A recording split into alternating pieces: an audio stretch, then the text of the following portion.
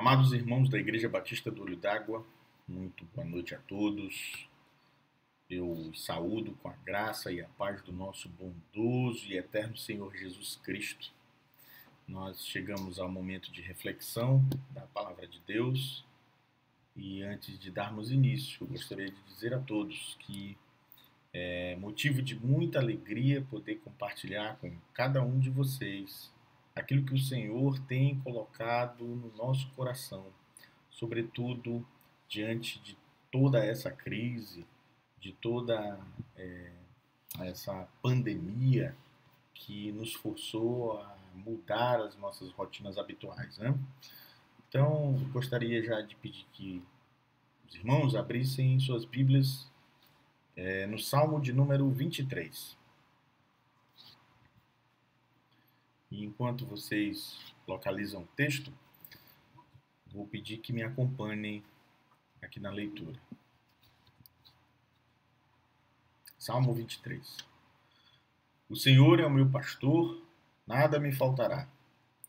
Deitar-me faz em verdes pastos. Guia-me mansamente a águas tranquilas.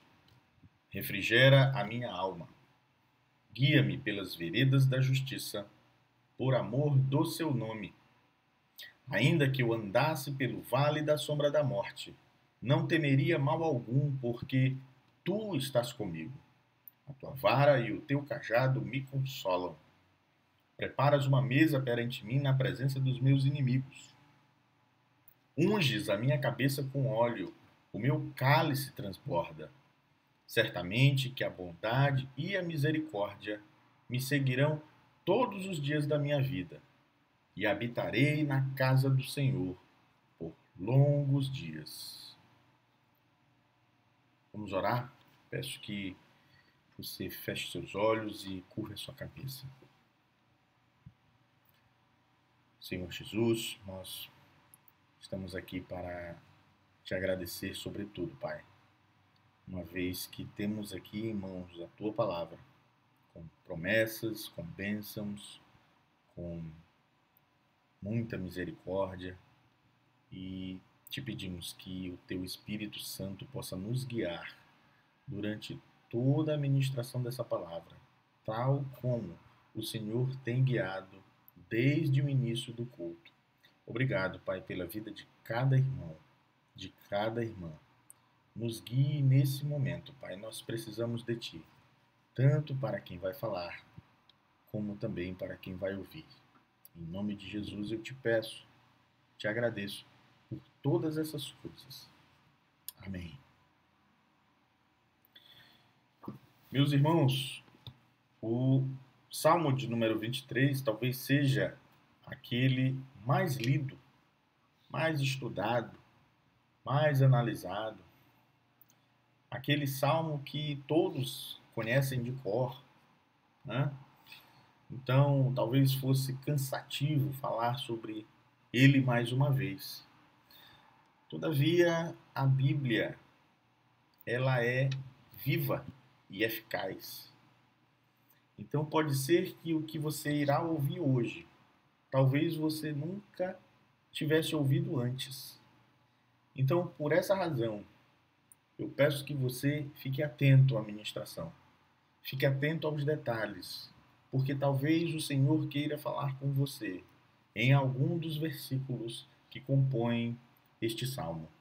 Vamos dar início, então, fazendo com que, para uma melhor compreensão de todo o escrito do salmo, nós entendamos e compreendamos como ele foi escrito, por quê e por quem. Esse salmo foi escrito por Davi. Davi tinha um pai rico, e por ter um pai rico que tinha muitas posses, ele tinha muitas ovelhas. Então Davi passou a sua juventude cuidando de ovelhas. Ele passou por experiências, ele cresceu aprendendo esse ofício, de tal modo que, em uma dada oportunidade, ele teve que lutar contra urso, que ele teve que lutar contra leão, animais ferozes que ele teve que enfrentar para defender o rebanho de ovelhas do qual ele pastoreava. Davi, então, diante de todas essas experiências, de toda a narrativa que sinaliza para uma juventude na qual ele viveu aprendendo a ser um pastor de ovelhas, ele sabia o significado de ser um pastor de ovelhas, de se tornar um pastor de ovelhas. Então, na prática, ele conheceu essa experiência, né?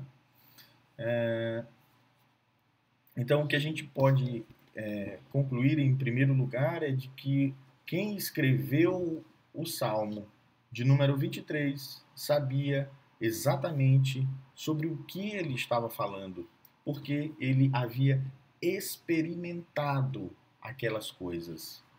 Então, essa é a nossa primeira conclusão. E um detalhe importante deste salmo é a sua posição bíblica. Vejam que o salmo que o antecede, de número 22, começa com uma pergunta. E na pergunta ele fala o seguinte: Deus meu, por que me desamparastes? E somente depois que ele faz essa pergunta é que no salmo de número 23, o qual nós estamos conversando agora, ele afirma: o Senhor é o meu pastor.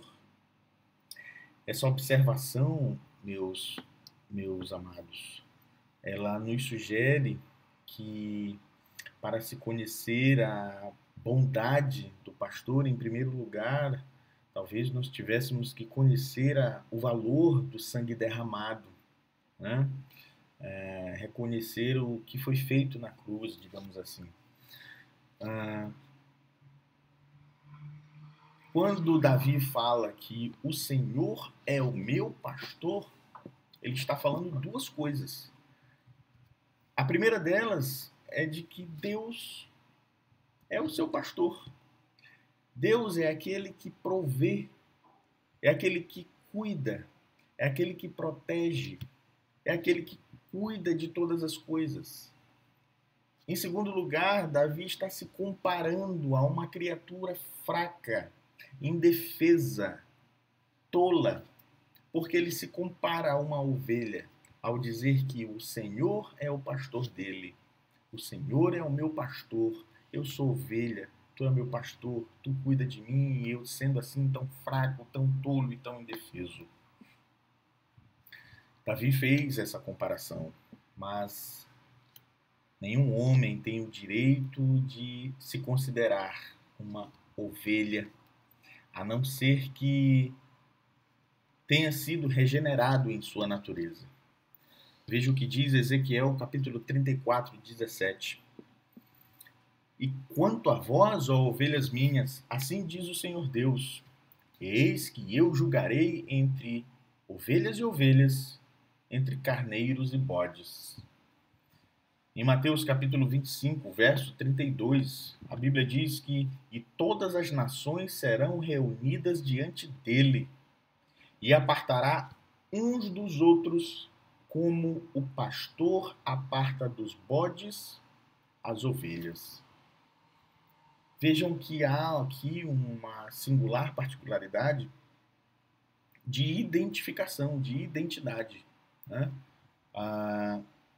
Davi, ele se considerava uma ovelha de um pastor, mas acontece que a palavra de Deus, ela nos alerta de que em meio a esse rebanho existem ovelhas, existem bodes e também existem lobos que se passam de falsos mestres, de falsos pastores, segundo a exortação a cuidado que Jesus faz no capítulo 7, versículo 15 do livro de Mateus. Acompanhe comigo.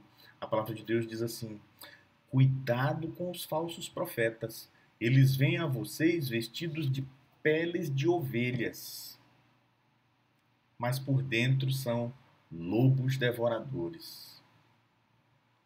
Nós estamos tentando aqui entrar na cabeça de Davi, uma vez que ele sabia exatamente sobre o que ele estava falando.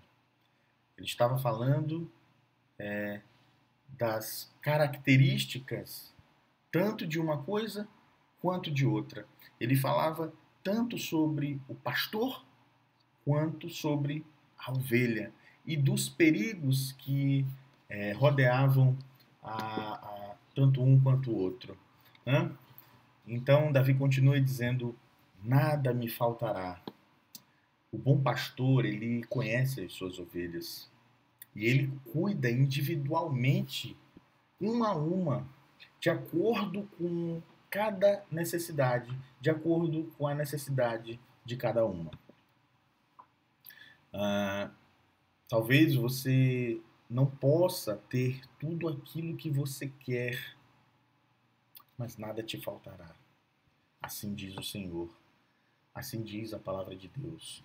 Em João capítulo 10, verso 27, Jesus fala: as minhas ovelhas ouvem a minha voz, e eu as conheço, e elas me seguem. Deixa eu te fazer uma pergunta, irmão. Você consegue ouvir a voz de Deus, a voz do bom pastor, falando para você, ovelha do rebanho, e dizendo assim: minha amada ovelha, absolutamente nada do que te é necessário vai te faltar. Eu sou o teu pastor. Eu cuido de você. Nada te faltará. Irmão, você consegue ouvir a voz de Deus falando isso ao seu coração?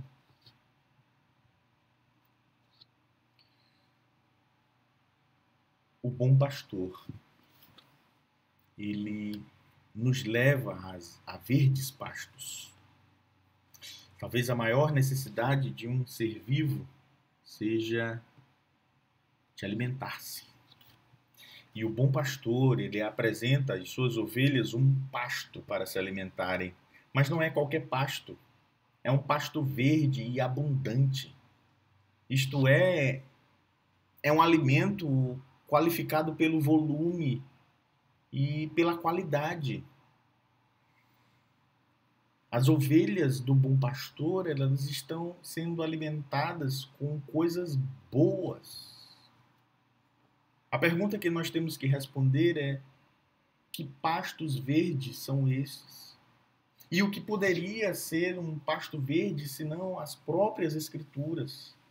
Que outro alimento para nossas almas famintas em busca do que comer poderia ser tão abundante, poderia ser tão viçoso, poderia ser tão rico e nunca vazio? Os verdes pastos, meus irmãos, estão nas suas mãos.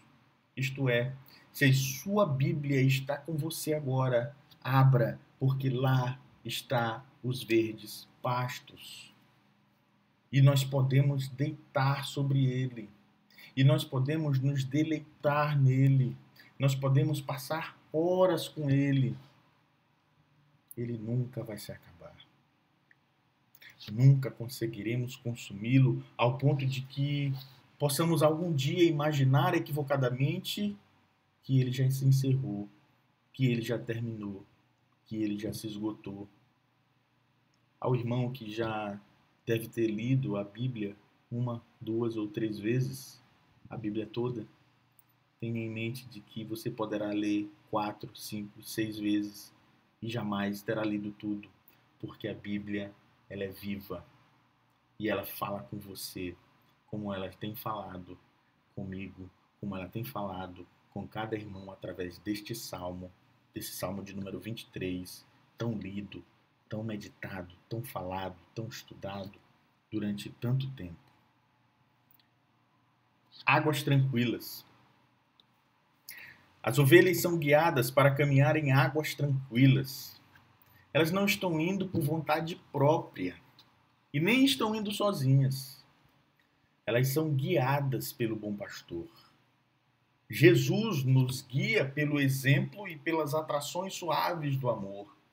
Esse guiar, ele é diário e não pode ser forçoso e não pode também ser cansativo, sob pena de comprometer todo o rebanho. Em Gênesis capítulo 33, No verso 13, Jacó, que era um hábil pastor, responde assim a Esaú. Porém, ele lhe disse: meu senhor sabe que estes filhos são tenros, e que tenho comigo ovelhas e vacas de leite. Se as afadigarem somente um dia, todo o rebanho morrerá. Durante a nossa caminhada, durante a nossa vida cristã, você, ovelha do Senhor, é possível que tenham exigido de ti uma passada mais larga, um andar mais cansativo. Mas em Mateus capítulo 11, Jesus parece querer destacar que a mansidão deve ser observada, porque ele propõe um convite às suas ovelhas cansadas, para que elas retomem o curso às águas tranquilas. Jesus diz assim: vinde a mim, todos os que estáis cansados e oprimidos, e eu vos aliviarei. Tomai sobre vós o meu jugo e aprendei de mim, que sou manso e humilde de coração, e encontrareis descanso para as vossas almas. Ele refrigera a minha alma. O refrigera-me em hebraico significa restaurar, voltar a uma condição anterior. O que nós precisamos responder é refrigerar do quê? Existe ainda uma tendência ao pecado, porque ainda somos pecadores. Nós crentes, nós podemos cair. Nós crentes, nós podemos nos desviar. Nós crentes, mesmo estando com os 2 pés dentro da igreja, podemos fazer essas coisas. O que haveria de bom nas águas tranquilas? O que haveria de bom se o espírito estivesse turbulento?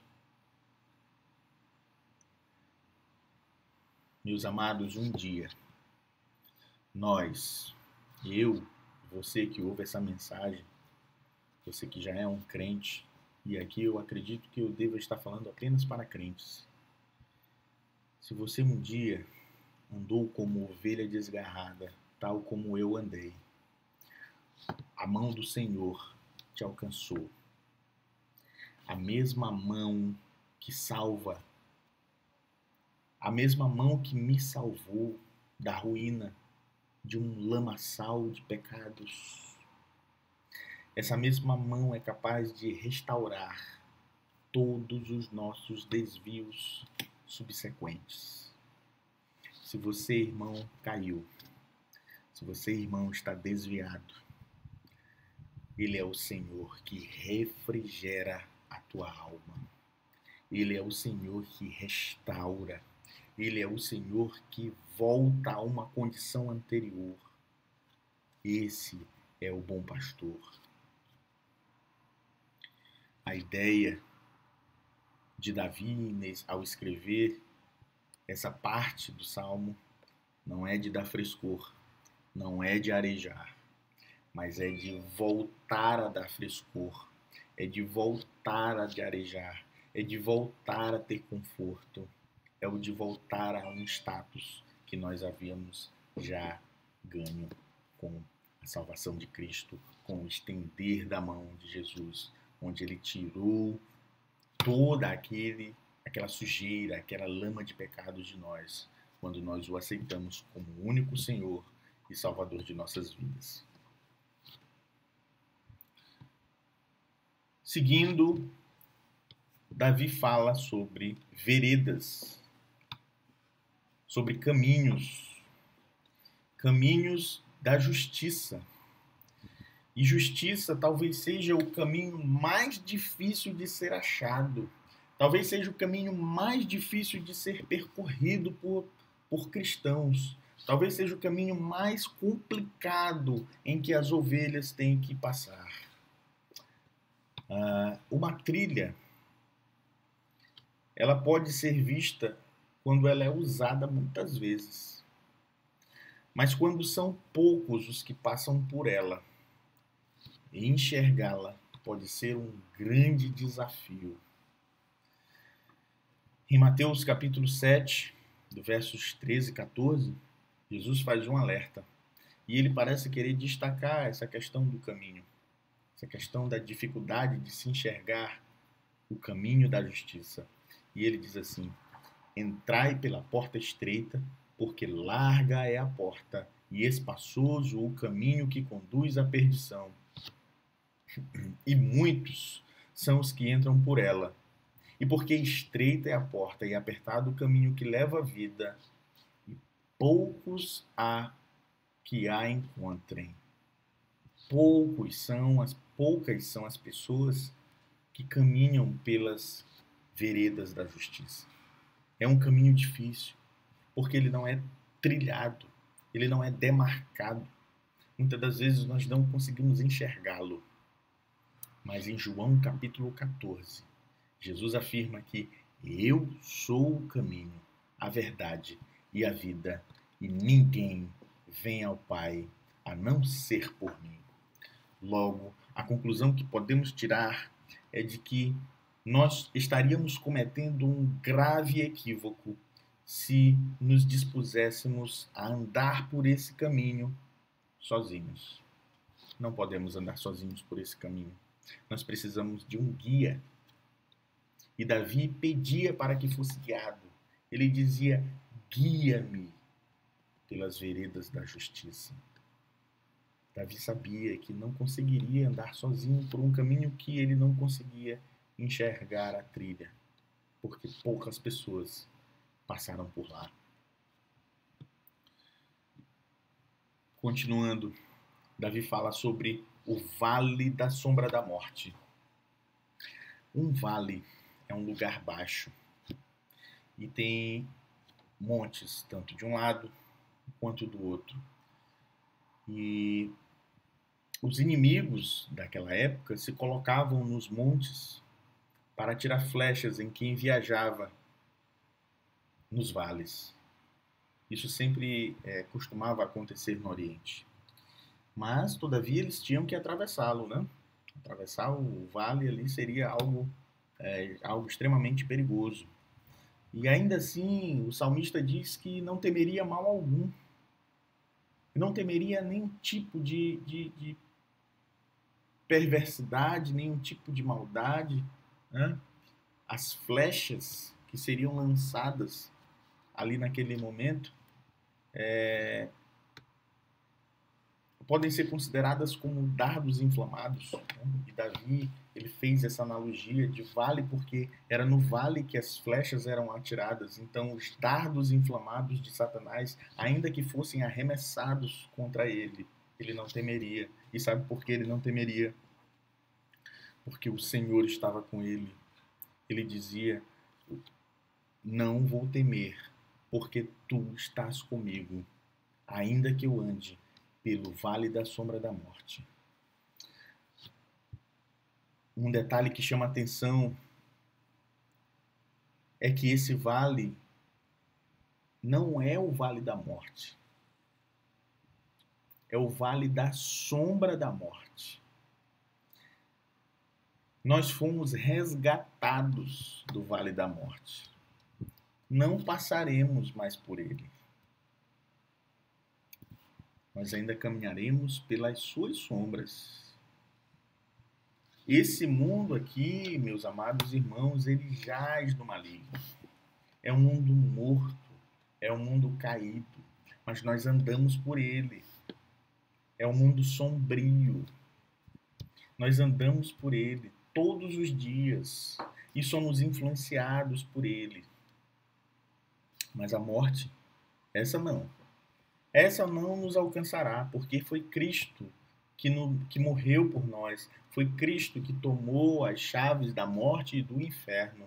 E isso é motivo de muita alegria. Percebam, então, que o vale não é o vale de morte. Charles Spurgeon, ele costumava dizer que a sombra de um cachorro não pode nos morder. A sombra de uma espada não pode nos ferir. A sombra da morte não pode nos matar. Não podemos ficar com medo. Não tenha medo. Não tenha medo, meu querido irmão, minha querida irmã, você que é ovelha do rebanho de Cristo Jesus. O bom pastor está comigo e está com você. Ele conhece todas as nossas necessidades, ele nos protege e nós não devemos temer o perigo.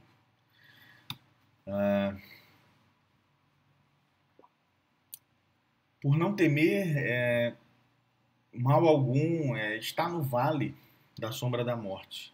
Na verdade, é um grande privilégio aberto a todo crente, uma vez que os demais estão ainda lá, né, no vale da morte. E nós, crentes, temos um motivo de muita alegria por sabermos que não estamos mais lá, por sabermos que tão somente estamos passando pela sua sombra. E Davi continua dizendo: a tua vara e o teu cajado. A vara é um pedaço de pau curto. A vara era uma arma de defesa que também podia ser usada para a disciplina. E ela simboliza a força, o poder e a autoridade de Deus. O cajado, por sua vez, é uma vara longa e tendo um gancho em uma das extremidades. E ela serve para trazer de volta para perto do pastor, trazer de volta a ovelha que se perdeu, para guiar a ovelha pelo caminho correto, ou serve também para remover a ovelha de uma situação de perigo. Às vezes, o terreno rochoso fazia com que uma ovelha se colocasse numa situação tal em que ela ficava presa entre as pedras. E aí então o pastor ia lá com o seu cajado, que tinha a ponta, né, em forma de gancho, e resgatava e puxava a ovelha daquele perigo. Então, tanto a vara quanto o cajado são os meios pelos quais o pastor guia e dirige também o seu rebanho. Uma ovelha muito dificilmente seria conduzida de forma correta e de forma adequada se não estivesse atenta, submissa e também obediente tanto a um como ao outro, tanto à vara quanto ao cajado. Há mais 4 elementos que Davi retrata no Salmo 23. A mesa, os inimigos, o óleo e o cálice transbordante. E para entender o que significa esses 4 elementos, eu pergunto a você o que vem na sua mente quando você imagina a cena de soldados face a face com seus algozes, face a face com seus inimigos. O que aqueles soldados sentem, né? Qual é a sensação deles? É uma sensação de correria, né? de agitação, de perturbação. Eles ficam ali querendo logo ir para cima, ou para matar, ou para ferir. O salmista aqui fala de paz. A paz que o Senhor dá ao seu povo, até mesmo no meio das circunstâncias mais difíceis. Notem que a quietude do homem piedoso, ela é uma característica que deve se sobrepor ao medo, à perturbação, mesmo diante de situações difíceis. É uma coragem tranquila. Não é uma omissão, não. É a paz que excede todo o entendimento. Essa paz é que toma conta de nós. Essa paz é que o salmista coloca como sendo uma de suas características. Quando o soldado está na iminência de uma batalha, ele come ali uma refeição de forma muito rápida para correr para a batalha. Ele praticamente devora o alimento ou engole. Ele não chega a mastigar como deveria, né? Então, é tudo feito com muita pressa. Mas no Salmo não existe pressa. No Salmo, ele não fala de confusão, ele não fala de perturbação. O inimigo está lá, batendo na porta, mas Deus prepara uma mesa e o cristão come tudo em perfeita paz. Você, depois que terminar aqui a ministração, o culto, você irá ler os capítulos 13 e 14 do livro de João, onde Jesus, ele, sabendo que que seria capturado, né, nas horas seguintes, ele se assenta com seus discípulos em volta a uma mesa e em paz ele faz a mais célebre refeição da Bíblia. Ele estava diante de seus algozes. Ele sabia que horas seguintes ele seria capturado por soldados romanos que o levariam à cruz. Ele poderia estar ali completamente perturbado, completamente temeroso, agitado, mas não. Ele se manteve calmo e foi à mesa e comeu com paz. O óleo e o cálice, os dois elementos seguintes, eles também são símbolos da cultura oriental.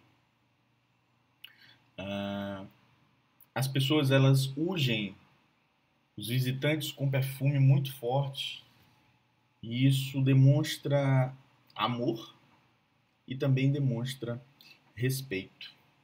O cálice ou o copo de vinho, ele é sempre servido muito cheio, até a tampa, né? Eles têm um cuidado de encher até quase transbordar, porque isso sinaliza que enquanto aquele visitante estiver dentro daquele lugar, naquela casa, ali haverá abundância de todas as coisas. O óleo também representa alegria. Vamos ver o que tem lá em Eclesiastes, capítulo 9, dos versos 7 e 8.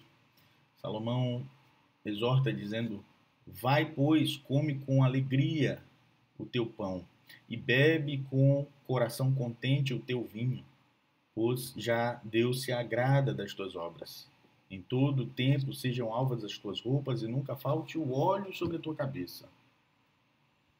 E também em Mateus capítulo 26, dos versos 6 a 10, Jesus recebe de uma mulher essa mesma honraria. Diz assim: estando Jesus em Betânia, em casa de Simão, o leproso, aproximou-se dele uma mulher com um vaso de alabastro, com um unguento de grande valor, e derramou-lhe sobre a cabeça, quando ele estava sentado à mesa. E os seus discípulos indagaram, dizendo: por que é este desperdício? Pois este unguento podia vender-se por grande preço e dar-se o dinheiro aos pobres.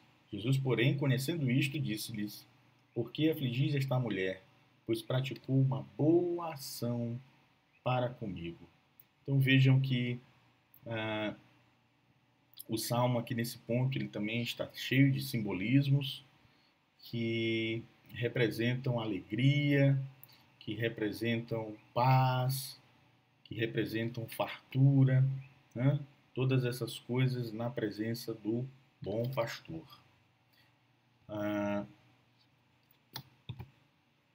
Bondade e misericórdia.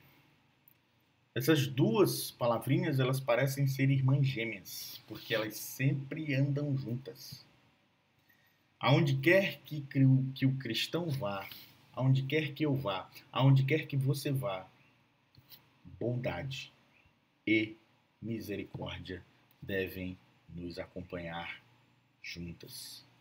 Sejam dias de chuva, meus irmãos, sejam dias de sol, sejam dias negros ou brilhantes, dias de jejum, sejam dias de banquete, sejam sombrios de inverno, a bondade atenderá nossas necessidades e a misericórdia destruirá os nossos pecados. Davi tinha a mais plena certeza e a mais plena convicção dessas coisas.